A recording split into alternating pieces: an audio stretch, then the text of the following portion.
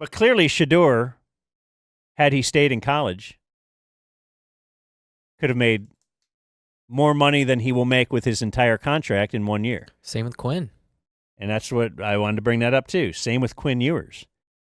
So, Because Quinn is way better than Carson Beck. Not even close. And Beck got 5? The numbers are a little bit fuzzy on Carson Beck to Miami, but they're definitely a lot.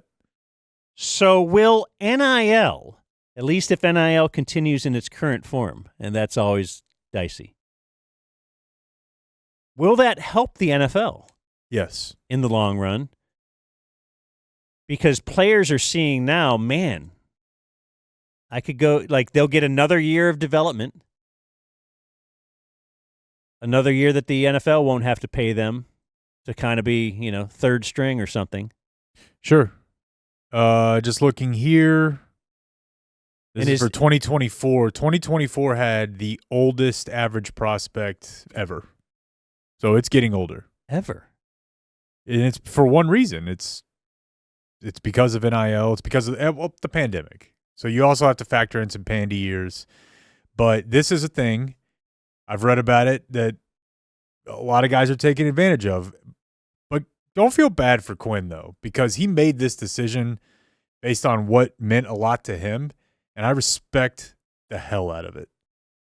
Because we already know the guy's not in trouble financially, which is weird because he left high school to make money. But he left high school to make money because his parents know a lot about making money and running businesses. And they are the ones who were like, this is effed up. He should be able to do this. He left NIL money on the table for a fill-in-the-blank mid-tier school because he wants his legacy to be that he finished at Texas. And he knows he's going to get backup money in the NFL. If he wants it, Chase Daniel's career is right there for him. He's from Southlake. He's done a lot of branding deals, and he didn't want to go dick around at NC State. He wanted to be able to go to Austin for the rest of his life and say, this is me. And I respect that. Well, that's the thing. Can he shift mindsets?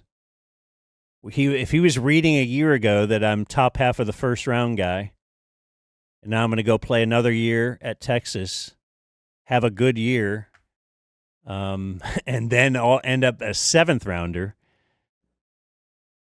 No, I think a lot of guys would have gone back, and I think what happened to him will make a lot more guys consider it. Like, how great would it have been to see Manziel for another year in college? Like, yeah. He was awesome. He was an electric player. Yeah. Now, and flip side, that second year, we were starting to see, like, this guy does not give a fuck about football. And you add another year of that could have gotten even worse. I mean, you know what I mean? Like, it was starting to really fall apart on the seams there. But maybe another year he would have almost gotten some of that out of his system and then been like, okay, now's NFL time. But you know what really would have sucked is if he went somewhere else.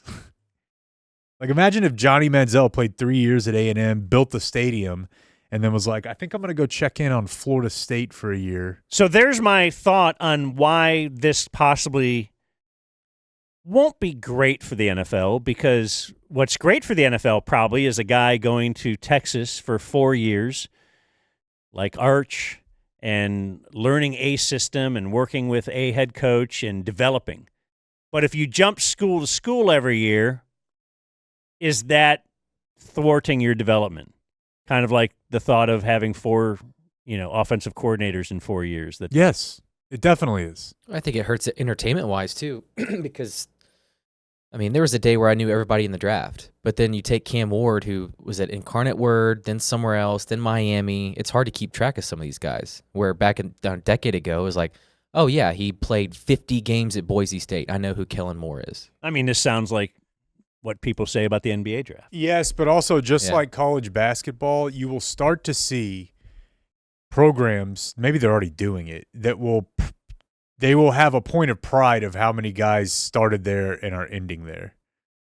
Like, if you looked at the Sweet 16 this year, somebody put just all 16 teams and the logos of the teams they started with, and it was like, figure out which is which. And you can't, other than like 3 or 4 teams. But those teams, you hear about that in college basketball, right? Like the Princeton offense would work because these guys, Gonzaga has a lot of guys who start there. I think college football teams will definitely try to sell players on the idea that if you stay, the NFL would prefer that.